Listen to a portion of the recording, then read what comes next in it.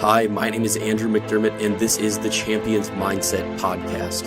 Join me as I dive into the minds of the world's greatest champions and share with you the secrets, lessons, and knowledge that's allowed them to rise to the top.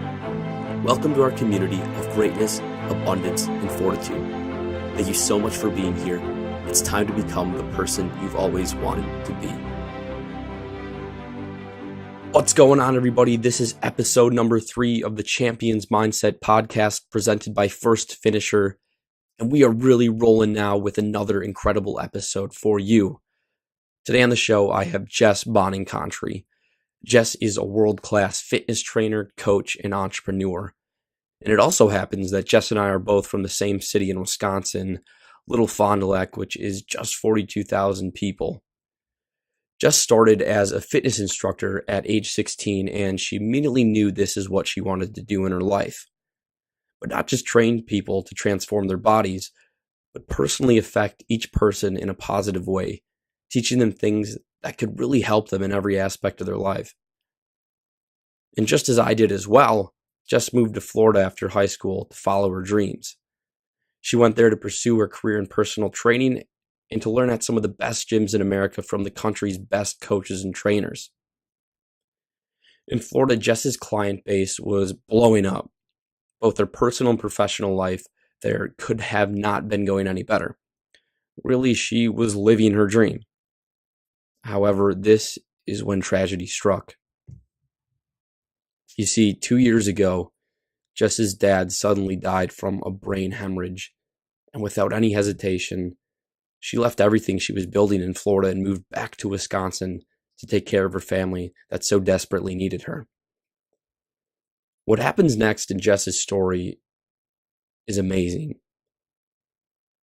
And right away in this episode, we talk about what going through this type of tragedy was like and how ultimately this led her to taking her life's work to the next level by becoming an entrepreneur and starting her own online training business, where she then had the ability to affect the world on a much larger scale. Hearing Jess talk about losing her father and how she overcame this adversity is powerful beyond what words can even describe. Jess is truly one of the most selfless people I've ever met in my life. She puts her entire heart and soul into every single person she helps in her business. And not only do you see her clients undergo these incredible physical transformations, but they transform as people. They become happier, more caring, people who live more fulfilling lives. Knowing Jess personally, it's been incredible watching how fast her business has grown and the community she's built.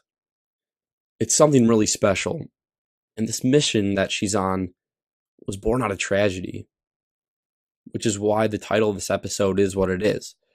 Turning tragedy into triumph. Because as you'll hear us talk about in the episode, that's really what separates a champion's mindset from the rest of the world. Because champions have the mental fortitude, the will to overcome adversity in their lives. And not just overcome it, but use it to become a better, stronger, and more resilient person. This is a really touching and impactful episode, and we get into a wide range of essential parts of the champion's mindset. We talk about the power of why and how it's the critical first step you must take in achieving your goals. How truly caring about people separates good coaches from great coaches. Why jealousy is keeping you from living a fulfilling life. We talk about dealing with the haters, the power of perspective, what training can teach you about life, and so much more. Even just listening to Jess on this podcast, her positivity and happiness shines through and is really contagious. And when you're done listening to this episode, I promise you're going to have a little more fire in your heart, a humble perspective on your own life, and you're going to be genuinely inspired by Jess and her story. I sure know I was. So let's get into the show. All right, I'm here with Jess Bonincontri. How you doing, Jess? Good. How are you doing today? Awesome. I'm super pumped to have you on the show. Thank you so much for having me. Oh, of course. This is really cool for both of Jess and I because we're both from a small town, Fond du Lac, Wisconsin, in the Midwest. farms as far as the eye can see. So you'll have to bear with our Midwestern accents. Don't you know? Yeah, although I both lived in Florida, so we might have kicked it a little bit. So every champion has a story that defines them. It's going to be one of the main themes for this podcast. There are these pivotal moments in each of our lives that create who we are, for good or for bad. Usually these pivotal moments are some type of adversity. And when you go through these crucibles in life, you really only have two options. You can either let adversity destroy you, or you can use it to become a better version of yourself, a stronger person, more resilient. And this is what champions do. They achieve greatness in the face of hardship, even if it means going through hell and back. Jess is truly someone who turned arguably one of the greatest travesties anyone could endure into triumph. You see, a few years ago, Jess was off in Florida working as a personal trainer, and that's when she found out her father had passed away unexpectedly. I think a lot of people would let this type of tragedy cripple them and even ruin their lives. So Jess, can you explain what it was like going through this type of experience and how you overcame it all? So my dad's death actually played a huge role in my life. Just like you kind of said, people, you can either let something bad shape you in a good way or shape you in a bad way. So to make a long story short, well, I don't know if I can make it really that short, but I came up for Thanksgiving and I was hanging out. My dad, he was strong Italian guy, East Coast accent. He goes, Jess, come over here. So I walk over in the living room and he sets me down. And for the first time in my life, I saw my dad cry. And he looked at me and he broke down and he's just like, promise me that you're going to move back and take care of your mom and sisters. And I just looked at him and I'm, looking like, what are you talking about? And he's like, just promise me that. And I'm like, are you okay? And I looked at him and my heart dropped and I just said, are you going to die? And he's like, no, I'm fine. Just promise me that no matter what happens, that you'll come back. And I agreed. And that was the weirdest thing. And I got up, I started walking away, and my dad, he grabbed my arm and he said, wait 1 sec. And I turned and I looked at him and he still had tears in his eyes. And he said, and just to let you know, I am proud of you. And my dad growing up, he was, you did not want to cross paths with him. So for him to say something like that, and especially to have tears in his eyes and things like that, was just something I'd never seen in my entire life. And so that definitely was a huge starting point and, really kind of softening my heart. But I had gone back down to Florida and I was there for a week and I got a phone call from my mom and she said, I came home today. Your dad was on the floor. He had a blood clot and now he has a brain hemorrhage and he's going to die in a week. So it was so like crazy how that worked out. And, maybe he had like a sixth sense or he kind of like knew he was going to pass away before he did. But you can't feel a brain hemorrhage coming on or anything, it's so sudden. So it was almost like a God moment. And really, so he hadn't gone to the doctor or anything when he first told you that? No. Wow. It was just like out of the blue, wow. Which is crazy. Yeah. And how long ago was this now? This was not this past January, but the January before. So okay, wow. Yeah, like it's crazy how time flies. I'm like kind of thinking back on the years, and but so what was it like going through all of this?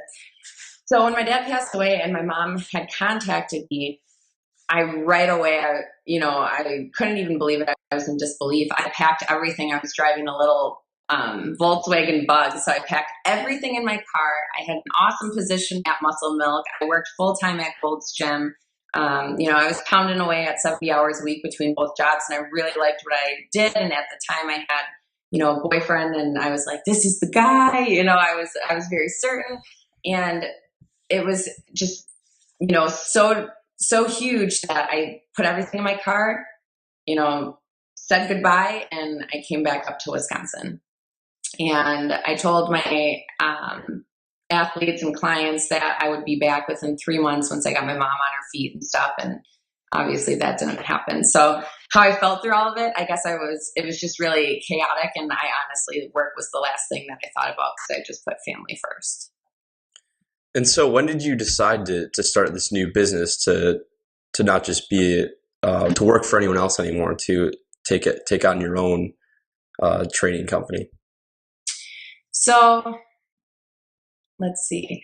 I was here for about a month, and I have a sister who has disabilities, and it was really tough because she took my dad's death extremely hard. And, you know, I knew that I wouldn't be able to go back to Florida within 3 months and seeing my mom, and she was really sad and devastated. So I contacted all of my clients and I said, look, I'm not going to be coming back in 3 months. Maybe it'll be 6 months. And a lot of my clients I had really strong relationships with. One of the gals I was training for 3 years, and she lost 120 pounds with me. And, we were hanging out and getting lunch, and, so it was very tough to, I felt like I was disappointing or just like leaving those clients. So what I did was I told them every Sunday, I'm going to send you 5 workouts. And then every Sunday, I'm going to send you all of your, your grocery list and what you should eat. And then every Sunday, we're going to chit chat and whatever. So we started doing that. And then, they continued to get results, and one person told another. And before I knew it, I had over 200 people contacting me asking for online training. So my business kind of came out of nowhere. That's awesome. That's really cool. It was born out of necessity, and having the internet and this, we're so lucky to have this huge output basically of information now. And you can, obviously you're very close with all your clients in Florida and you were really helping them, but now you can do it on a much larger scale. As an entrepreneur, what you realize is that this massive impact you can have on people's lives. And so both Jess and I have young businesses. We both have really big goals to improve the lives of thousands of people. But starting out right now, it's really about just the day-to-day grind, getting your hands dirty to build a business.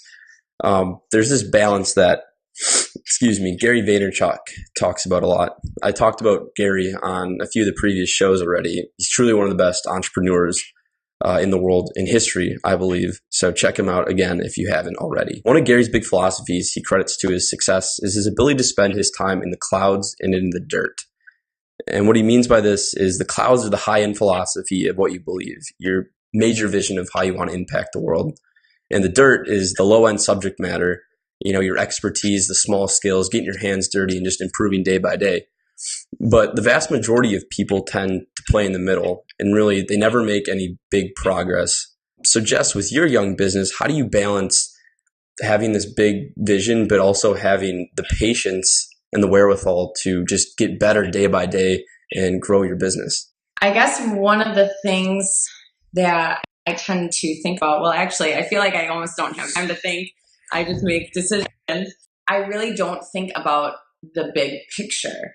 A lot of times I feel like people are fantasizing and kind of daydreaming of like where things could be and where things can go, that they kind of, they alter the plans that they're doing right now. And I think it's really important for people to just focus on right now, focus on today.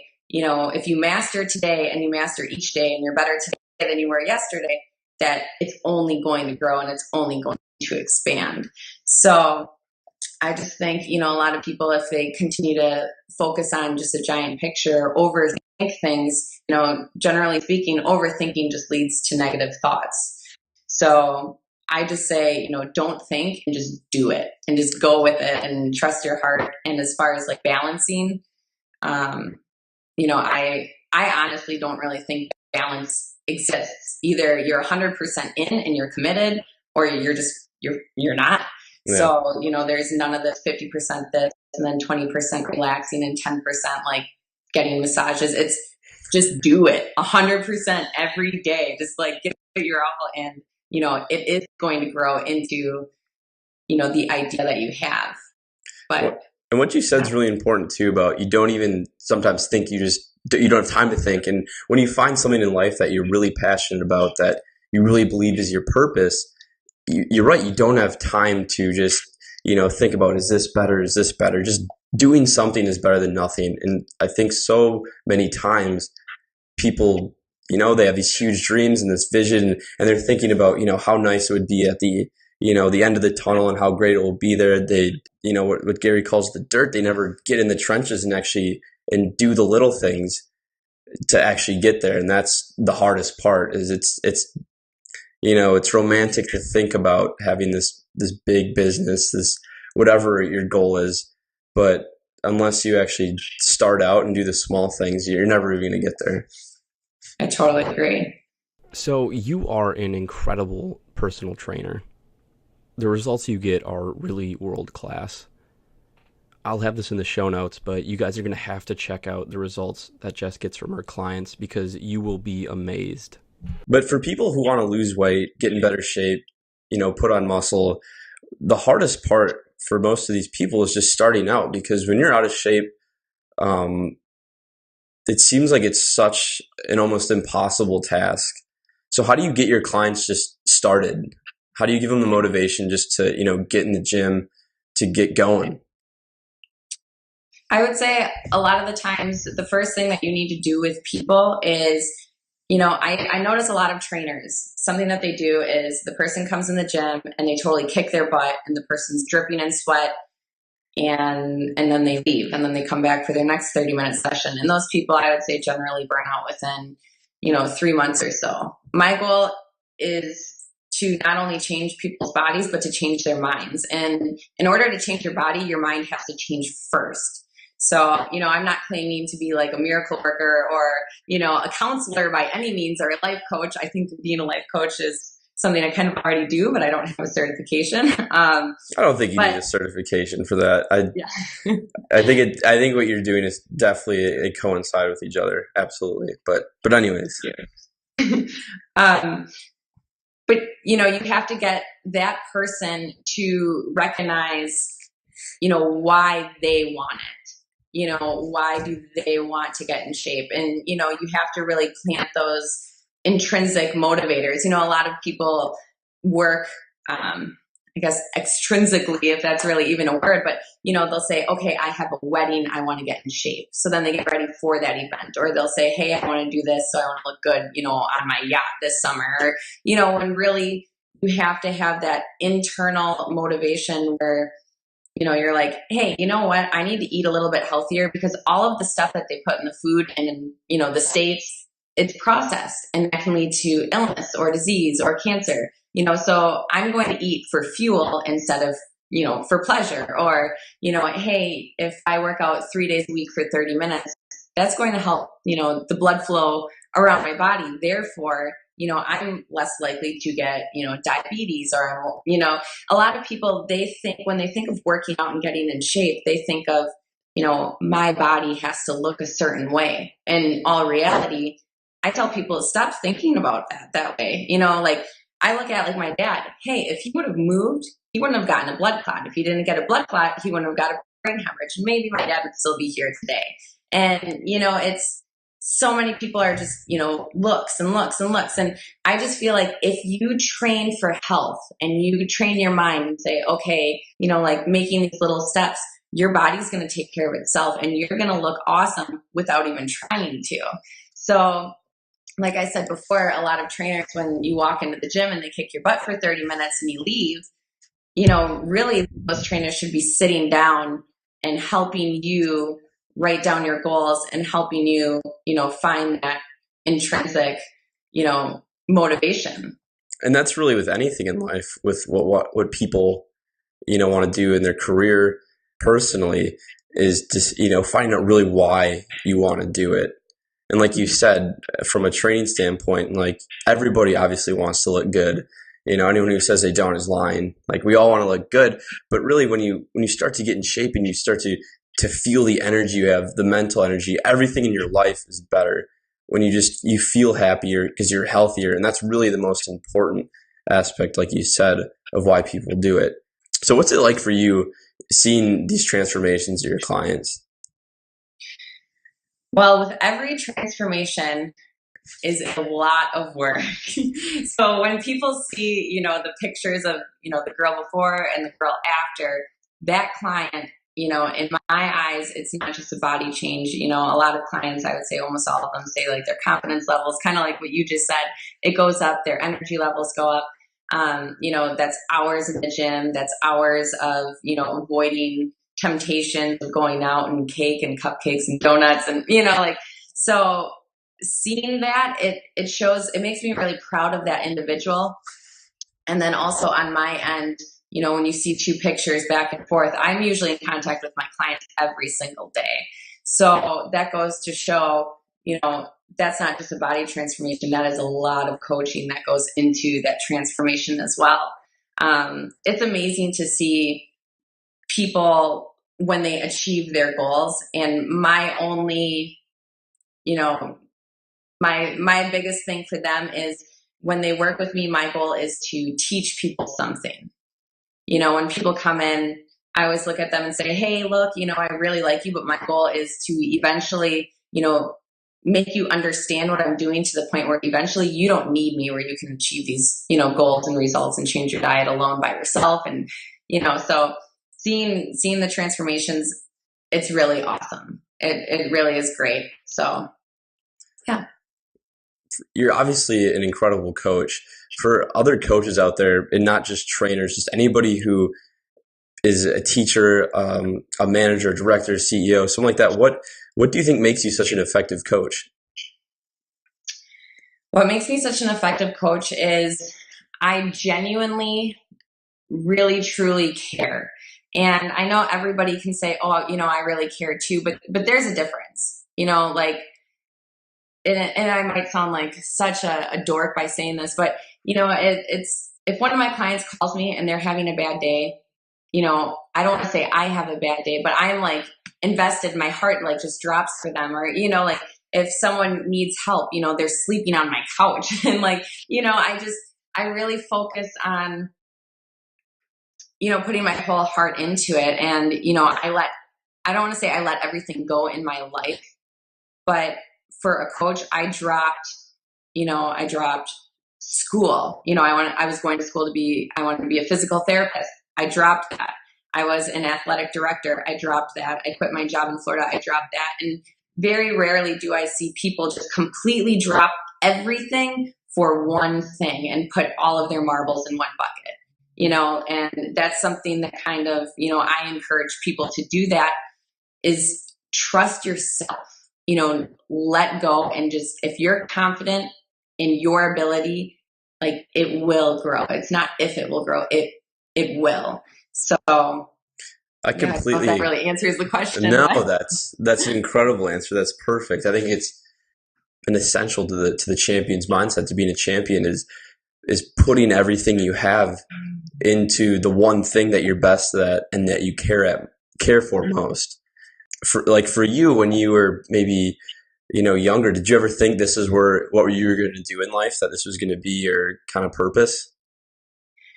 No, I mean, I knew that I always wanted to help people. I started teaching swim lessons and being a soccer coach at a really young age. And, so I kind of was always wanting to help people in that way. But what I do now, 2 years ago when I lived in Florida, I would have never thought that I'd be doing this. And I know online training is kind of turning into a big thing, but, I never thought, or I was never like, hey, I want to be an online trainer. It just like, I started helping the people that I already trained, and it just kind of grew. And, this definitely is a place where I didn't think I would be. I was thinking that I would probably be working like an 8 to 4. And now I'm working like a 6 to midnight. So like, I never would have thought, like, holy Jiminy Cricket was taking over my whole life. But I have such a passion for it. And I guess, I honestly wouldn't want it any other way. And you can see that in your results. Like I said before to the listeners, like, go look at the results that you achieve with your clients. It's amazing. And I think it shows from your passion and how much you care, because you see a lot, like you said, online training is huge. There's so many people who just go on the internet, and because they know how to get in shape, they know what to eat, but that doesn't mean they're going to get results from people, because you can have the perfect training program on paper, the perfect diet, but unless you can get someone to really buy into that, it doesn't matter. Mm-hmm. The perfect plan on paper doesn't necessarily mean real world results. Yeah. But when someone like you who cares so much and really gets their clients to buy in and to believe in something, that's when results really happen. And that's with anything in life. You see the best uh, entrepreneurs, CEOs, they get people to believe in their vision. And when everyone's behind this vision, that's when something special really happens. And that, I think, is a testament to the sense of community, which is what I want to talk about next with you, because the community that you are starting to build is incredible. You guys are taking over. Team Jess Bon taking over. You see you guys all the time on social posting stuff. You guys are always together. What do you think this role of community has played in the success of you and your clients? Well, I think it's really cool, when you have everybody that's on the same mission.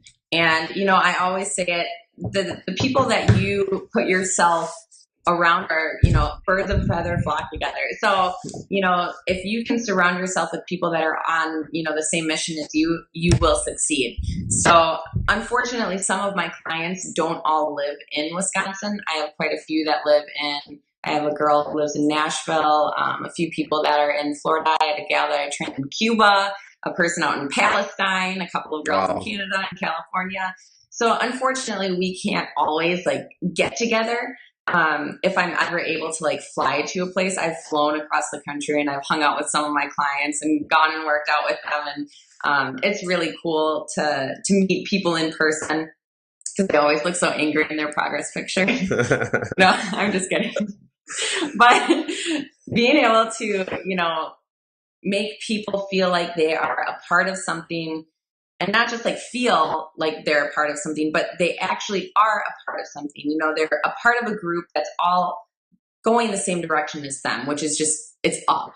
So I always encourage people, if you want to reach your goals, you need to find that community. You need to find people who are on the same path as you, because, if you want to lose weight or become healthier and then you go hang out with your buddies who go, bar hopping every weekend, that's going to be extremely hard to achieve that. And, everybody plays a role in your life, and it's not that you're too good for those individuals anymore, but you have different phases of your life where maybe you just outgrew that group of friends, which is totally okay. Yeah, exactly. And especially with people in the health sphere, people who want to lose weight or get in better shape, that's one of the hardest things, is kind of disassociating with people. Because like you said, when if you're friends with people who all they do is go to the bars, you don't want to feel left out, but you have to kind of make a decision like, hey, is my health more important than these nights you never remember? And you kind of figure out that when you meet people with also the same goals and mindset, that it's even better than it was before. Not that you're still not friends with those people, you're just spending, different amounts of time with that. And that goes with anything in life. Professionally, the people that you surround yourself with, they're either going to bring you up or bring you down. Are you with people who also, want to get to the top, who want to push themselves and be successful? Or are you surrounding yourself with people who are content with where they are? And that's fine. Everyone has different goals, but if you have these high goals, you need to surround yourself with people who also have the same types of goals, because I think competition, brings out the best in us. And, really the best champions are the ones who are always competing against people who are better than them until they finally reach the top. Mm-hmm.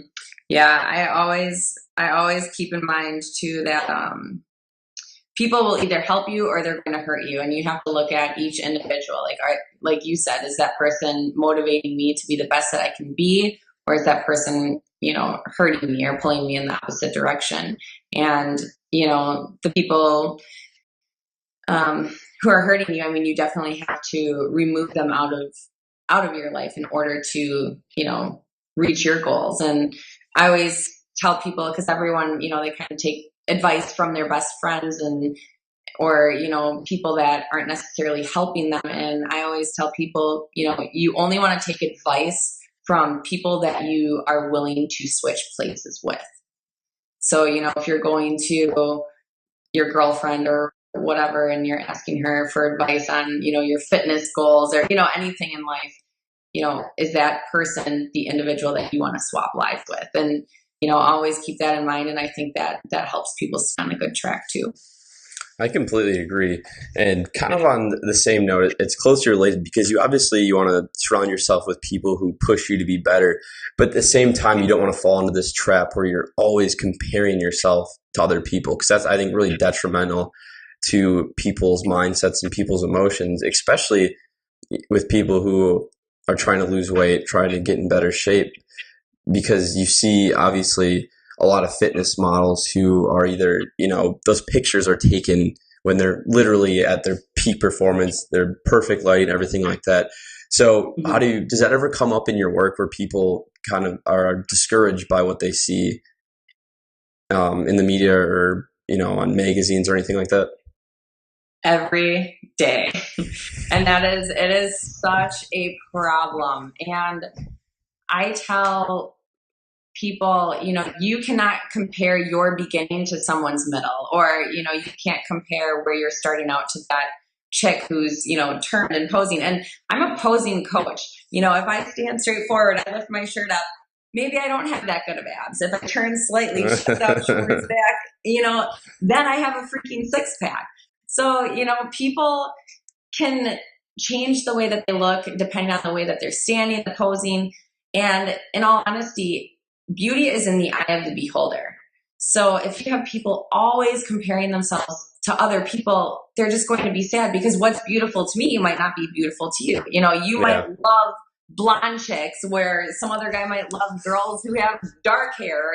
Some people, you know, everybody kind of has a different cup of tea. And I always encourage my athletes and the individuals that I work with, get off of social media if it's hurting you. Yeah. Some people will look at social media and it motivates me. Like for me, my Instagram, I follow so many female bodybuilders because I'm like, holy buckets, if that chick can get delts like that, I can go to the gym today. Yeah.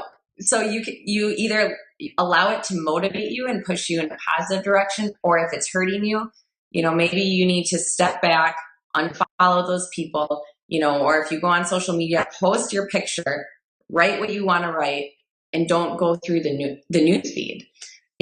You only want to do things that are only going to push you in a positive direction. And that is actually something that I would say almost 80% of the people that I work with struggle with is, well, I saw this picture of this girl and she looks more ripped. And I'm like, no, just focus on you. If you worry about other people, you can't.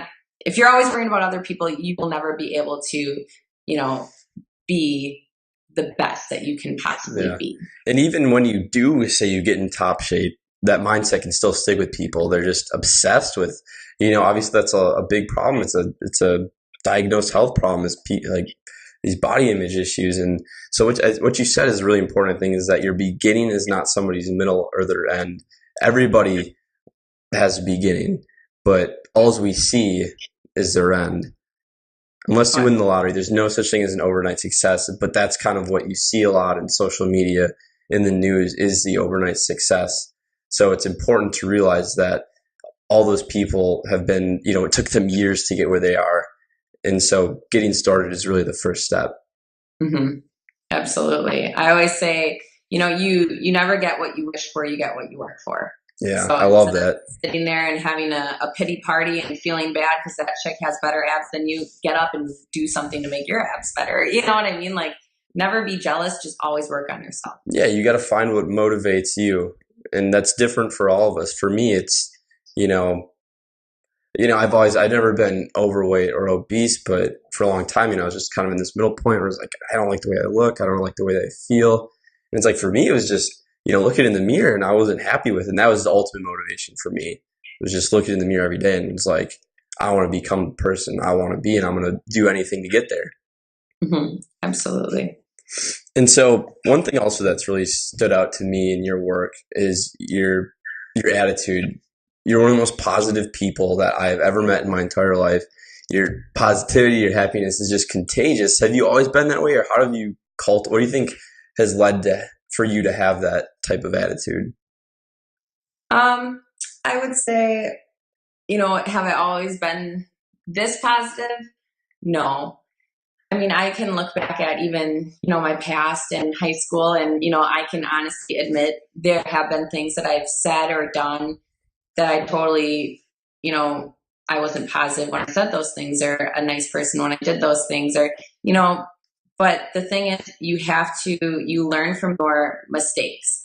And I look at the way that I was back in high school, or, I look at, my dad growing up. He was not always the nicest guy. And, for a while, I played the poor me card, where I was just like, okay, my dad's not nice. I'm going to go out and party. Or, I would do that, where finally there was a light switch. And I would say that probably occurred when I was, 17, 18 was when I really started kind of changing. And that's when I was like, okay, you know what? Positivity is a choice. And when you stay positive, your life is going to be so much better. And I do think, having my dad be hard on me growing up made me positive, because I took those negative situations and I made them better. Or the mistakes I made, I looked at those mistakes and I was like, holy moly, I'm going to be better than that. Or even, my sister with her disability, every single year growing up, we went to a different school. So I never got to make friends, because I went to, a different school every single year until my high school career. So staying positive, as I got older, I was like, okay, I don't have friends. So what can I do? I can stay positive within myself. I can focus on the relationships with my family. I can focus on helping people. And, so I wouldn't say that I was always positive. Positivity is just like anything else. It's like a muscle. If you don't use it, you lose it. So. And with what you do every single day on, Instagram, on Facebook, you're posting something really positive. And for me, I love that, because a lot of the times in life, when you get down, when someone's not going your way, and you see that, it can, just that small little like hint of happiness, of light, can really, bring you back up where you need to be. So I think for what you're doing there is just incredible. Thank you. I really, I try very hard. And I always think of the people that I am affecting, because I will receive messages from people that say, hey, if I'm having a bad day, I'll go to your Instagram and I'll read what you wrote, or I'll go to your Facebook and I'll read what you wrote. But I think something that a lot of people have to keep in mind as well, with a lot of positive things come a lot of negative things too. And, I've had so many of the opposite things happen, where, I'll post something and I'll get a bunch of messages. I was just that's what I wanted to ask you next, is how many people, how many haters? It's really bad. And I will openly admit that in the beginning, when it was happening, I was very sad. And, people are like, oh, just shake it off and stuff, or, oh, they don't even know you. But it's a lot harder to do when every single day, you open your inbox on your email, on your Facebook, and you have over, 50 messages, because I'll receive anywhere from 150 to 300 messages per day. But I would say a third of those messages are messages saying, how people hate you, or how you're gross, or how you'll never go anywhere, or how that person's going to try and ruin your reputation, or, just things like that. And in the beginning, I was very, very sad. But I finally have come to the conclusion that if you're passionate, and if you're a rock, even if water is coming over you, like, you will always remain there. And, people can try to hurt you as much as they want. But I totally think that, what Susie says about Sally says more about Susie than it does about Sally. Exactly. Even they're not saying something bad about you, they're going to be saying about someone else. There's always going to be people like that out there. And I just say it's so much more important to focus on those people who take it as a positive, and those people who it really helps, because that's who matters. From here on out, there's always going to be people, especially with what you're doing, who are going to tell you, who are going to be the haters, basically. And, with me just starting out with this podcast, I have no idea what people think. But, if I can help one person with it, it's totally worth it. And that's what really matters. Absolutely. Cool. Yeah. So now we're going to do some rapid fire questions with Jess Bonincontri. Yes. First rapid fire question is, What destination have you traveled to that's changed your life the most, and why? Going to Kenya. Kenya. Mm-hmm. So when it's rapid fire, am I supposed to have short responses? No, Okay. it's just this the question is shorter. Like, oh my gosh, like I have to answer this like. Kenya, Africa was definitely a life-changing experience because seeing everything that I saw has totally changed my life. And I don't think that I would be in the position that I am. I don't think I would be, as good of an entrepreneur. I don't think I'd be as good at my job. I don't think I could love or care about people the way that I do now if I wouldn't have had these traveling experiences. And Africa, like the day I got there, we were 8 hours from the nearest dirt road. Wow, from a road. Yeah. So we had, 6 tires piled high on our Land Rover, and, our tires would be popping. We'd have to get out and change tires. And I'm really good at changing tires now, just let you know. But once we got to the tribe, we were staying with this tribe called the Pokot tribe. And I'll never forget this. There was a little girl. She was about 5 years old. She was walking, and she had this thing on her back. It looked like it was kind of just like in a bag. And all of a sudden, whatever was in her backpack started moving. And I look over, and then it starts making noise. I'm like, what the heck is going on over there? And she flips the bag around, opens it, and it's an infant baby. And the 5-year-old is rocking the baby, getting the baby to stop crying. And then she puts the baby back in the blanket and puts it around her back. And then she gets up. And I looked at my translator, and I just said, what is that? Like, where's her mom? And he's just like, her mom is walking 56 miles to get water. And, it absolutely blew my mind to see, someone, she doesn't even have the opportunity to be a kid. Like, she's 5 years old and taking care of a baby. Oh my gosh. And, that was definitely an eye-opening experience, along with, watching people on their hands and knees digging in the ground for water, drinking basically like sludge mud. And, when it rained, they thought that we were like the rain gods because it was the first time it had rained in 11 months. Or, another time I was combing my hair, and I had this little brush that had a mirror on the back side of it, and a guy came over and he pointed at it. And so I gave it to him, and he looked in the mirror and he started crying. And then he gave it to another guy who looked at it, and he just started touching his face. And then before I knew it, everybody was gathering around looking at themselves in this mirror. And I looked at the translator, and, I'm like, hey, what's going on? And he just said to me, they've never seen themselves before. Wow. And I have goosebumps just talking about it. Yeah, I do too. You can't even fathom that. Yeah. That's unbelievable. That was just, it was crazy. And really puts things in perspective, doesn't it? Absolutely.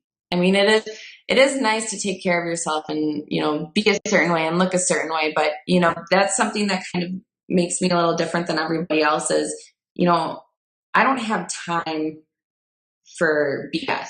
I don't have time for that person looks better than me, or that person this, or that person that.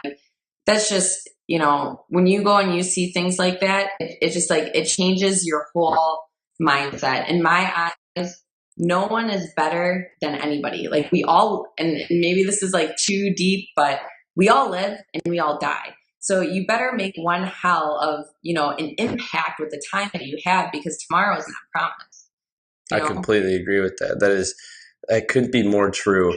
And having that perspective in life, it's incredible that the impact it's had on your own life, and that you've had the wherewithal to not just, have gone and then came back and have not changed you.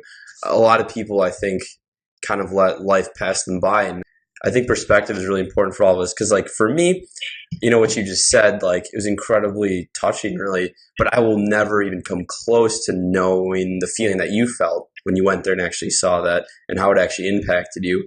But for me, there's certain things in my life that have given me a certain perspective as well. Like for me, my grandfather, who passed away a few years ago, was a World War II veteran. 106th Infantry, World War II, fought in the Battle of the Bulge, one of the deadliest battles in the war.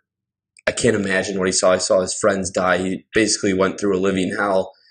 And, for me, when times get tough, I just think about that, what he went through, what he saw, and how basically my troubles, my problems are nothing compared to that. Like, minuscule. Like, when I get worried, like, even the small things like, hey, I can't connect to Wi-Fi. Like, are you kidding me? Like, I literally have to stop myself. I'm like, are you kidding me right now? Wi-Fi, like, no, man. So I think that's awesome. That was really cool. Thank you for sharing that with us. Next rapid fire question is, how do you disconnect from the stress in life, if you do at all? That is honestly, I would say that's probably the thing that is the most difficult for me, because I would say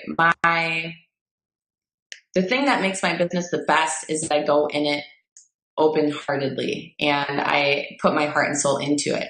And my greatest attribute, or my greatest thing that I bring to my business, is also, I would say, my biggest weakness as well. Because, if you have an open heart and a big heart and put your passion and soul into everything, and when people are mad or people are angry or people, let's say they get done and, they start going out to the bars and they gain all the weight back, and then now they don't like you, or, that kind of stress, it really, for a while, it definitely would eat away from me. So something that I, have really started thinking is, I have to be committed to the process, getting people there, but I can't be emotionally attached to any negative outcomes. Mm-hmm. And so that's something that, I continue to tell myself is, every person, I don't know if this really makes sense. Every person is themselves. They're going to feel a certain way. They're going to act a certain way. And there's nothing I can do about it. Yeah, you can do the most you can. And you can only do so much, especially when it comes for people and their bodies and their health. Yeah. So at the end of the day, it's their decision. Absolutely. Most people would say, I go and I lift weights to get rid of stress, and I go and do that. But like everything else, I always say, it starts with your mind first. So, I can go and lift weights and, totally kick butt, mountain biking and stuff like that. But at the end of the day, like, that's only a distraction. I need to mentally understand and be aware of the situations around me and be able to block those things out, or understand, how to fix it. Mm-hmm. And I think that is definitely key. So there's nothing that I really do to disconnect, other than, I have to train my thought pattern. That's awesome. Not be stressed. Exactly. Awesome. Well, last rapid fire question. What is your favorite exercise and what is your least favorite exercise? Okay, so this is strictly gym, correct? Yes. Okay, because I would say, initially when I read that question, I was like, my favorite exercise is waking up every day and starting the day, saying something good about yourself. And that's something I make all my athletes do. And I've written it before. I say, hey, when you write me, when you start every single email, you have to write one positive thing about yourself. I don't care what it is. Hey, I look awesome today. Hey, my hair is on fleek, or what I mean? You just have to write something. Yes, that's the tone for the day. How you start your day. In the last podcast with Craig Ballantyne, we talked about how I got this from him, is I have these 12 life rules that I read every single morning since I discovered that 7 years ago. Every single morning I read these 12 rules. They obviously change, but that I follow, and there's quotes in them that I follow, and it sets the tone for my day and what I'm going to do. Mm-hmm. Yeah. So I think those exercises are definitely my favorite type of exercises, like looking in the mirror and being like, okay, I'm going to be better today than I was yesterday. But if we're talking gym, yeah, I would say, I don't know. It's so hard. It is hard because there's a billion exercises. It's easier the one that least favorite first. I feel like that's easier. At least it is for me. Least favorite. I would say my least favorite exercise is probably bench pressing. Okay. And I would say that is my least favorite exercise because a lot of people, I don't want to say are doing it wrong, but they're really hurting their shoulders when I see a lot of people doing it. But, it's heavy for me. You know, I've been doing powerlifting, so I'm trying to increase my weights and stuff. And I would say that is definitely probably one of the exercises that I definitely struggle with, because your form really has to be on point, because you can really hurt yourself. Oh yeah. If you bench press wrong, if you drop that sucker, I mean, you're going down. Yeah, if you don't have a spotter. Yeah.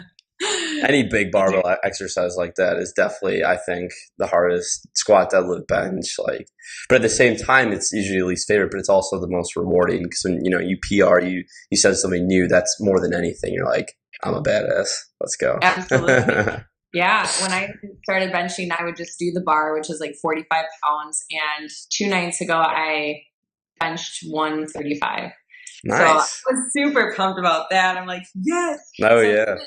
Even though it's definitely my least favorite exercise, and it's kind of what we were talking about before, I still like do it. And you said, even though an exercise is your least favorite, like you still do it, because it's not a matter of if it's your favorite or if it's your least favorite. It's a matter of just like discipline and getting it done. Yeah, exactly. And it's like, I read a lot. I'm sure we both do. Just so many fitness experts, bloggers, and to really, some people, this might sound really weird, but the barbell, the iron, can really teach you a lot. And for me, it really has. That's why I really got into this, is like how much fitness affected my life, and how much, when you get into squatting, deadlifting, how you respect it, because we were talking about this before. I've said this before, like getting under 300 pounds on a squat and getting your ass to the grass, that's going to be the hardest thing I do all day. It really teaches you a lot. And that's why I think we can both agree that training is such a big part of our lives. Absolutely. Awesome. Well, we're going to go to the final question on the Champions Mindset podcast that we ask every guest. So Jess Bonincontri, what is the one thing you challenge our listeners to change or do in their lives to become a champion? Are you ready for this? Yes, I'm ready. Are you sure? Yes. Okay. So the thing that I challenge everyone to do is to get rid of your TV and get rid of Netflix and video games and anything like that. Because like at my house, I don't even own a TV. I don't even have a TV hanging in my wall. And so many people, when they come over, they're like, where's your TV? And I would say, if I invested, they say the average American watches 3 to 5 hours of TV every day. It's unreal. That blows my mind. It's like how many hours that is a year. It's a lot. Holy guacamole. You know what I mean? Like how many ideas you could come up. I know The Bachelor is awesome, but still, like you gotta put your foot down, and you would be so surprised, not only like the ideas that you can think of when you're not watching TV, but also like the memories that you can make. Like the other day I went fishing, and, I went over to my neighbor's house, and he likes to build birdhouses. So I learned how to build a custom birdhouse, and, and that's what life is really about. And, I look at TV and video games and stuff like that. I know maybe people, they really enjoy that, but in my eyes, if it's not going to help you move ahead, then you need to cut it out of your life. And I would say TV is the biggest thing that I see. So my goal for everyone is to get rid of your TV. That's awesome. I was not expecting that. That is a really, really good challenge. TV and any other kind of, distractions like that. It's more so a testament to boredom in people's lives, that they haven't found that thing that really inspires them, fires them up, because they don't know what else to do. And when you find something in life that really connects with you and that you really care about, it's going to be so much more important than just sitting there, because you're not going to be able to sit there. Absolutely. Awesome. Well, this was a great show. I think we both had a lot of fun. This was awesome. Where can our listeners find you? How can they join Team Jess Bon? Where can they find your social accounts? Let's hear it. Well, you guys can find my website at www.teamjessbon.com, and there is a place on there where you can submit an inquiry, and that goes directly to my email. So I will see it and get back to you. Otherwise, you can email me at bikinibeast@teamjessbon.com, or I'm sorry, teamjessbon.net. We will have all this in the show notes, by the way, so you don't have to remember it. Yeah. I would say email is definitely the best way to reach me. When people send me direct messages on Instagram and Facebook or even text messages, to be honest, very rarely, like it'll be every 5 days where I go and check Yeah. my Facebook, because that's honestly where I get the most, random type messages, or, you know, so yeah. What are all the names of your social accounts? What was that? What are the names of all your social accounts? My Instagram is Jess Bon Fit Coach. Awesome. And I have a Team Jess Bon Twitter account and then a Team Jess Bon Pinterest. I just got on Pinterest. I have a Pinterest, I'll admit it. You do? I do. I don't use it much, but I have one. Yeah, I got rid of it for a while, but I just got it the other day, and they have some pretty awesome recipes. So there we go. Well, thank you so much for being on the show. Thank you so much for having me. I had so much fun. All right, that was my interview with Jess Bonincontri. I really hope you enjoyed the show. Like I said, Jess's story made a really powerful impact on my life. I personally can't imagine losing one of my parents. They mean everything in the world to me. You know, my own mother has had really serious health problems my entire life. I even came within minutes of losing her once in my life, and there's really not a day that goes by that I don't think about that. So Jess, who had everything going for her, and then had it all seemingly taken away, for her to not only come back from that, but to come back 100 times stronger, she's the epitome of someone who has the champion's mindset. And like I said in this episode, this is going to be one of the main themes of this podcast. Because champions are the ones who refuse to quit. The ones who were afraid of what stood before them, but still decided to go down that path. These are the people who were knocked down, but they got back up because they knew what they were trying to achieve in life was more important than anything else. And they would rather die than give up. Now, not everyone is going to be or needs to be the next Steve Jobs, the next Michael Jordan. But a champion is someone who puts 100% of their heart and soul into something that they believe in. Something that can change the world, make it a better place, improve the lives of others. Even if it's just one single person, no matter how big or small, a champion puts everything they have into their mission every single day. So just like Jess, just like every other champion, you can't let adversity in your life stop you. You need to harness it, use it, embrace it to become a stronger person. Because you can't always control what happens to you in life, but you can always control how you feel and how you're going to respond. Which makes me think of a quote from Viktor E. Frankl, a Holocaust survivor who wrote a book called Man's Search for Meaning, which is about his journey through Nazi concentration camps and how using only his mind he overcame a situation that is the closest thing to hell on earth we will ever see. The quote goes like this: "Everything can be taken from a man but one thing, the last of human freedoms. To choose one's attitude in any given set of circumstances, to choose one's own way." And that's what is at the very core of the champion's mindset. Knowing that you always have the final choice of what you're going to do, how you're going to do it, and the attitude you have through it all. So I really want you to think about that the next time you face some sort of adversity in your life. It doesn't have to be as major as losing a family member. It may be, but whatever it is, I want you to use what some may call a mind experiment, a mind model.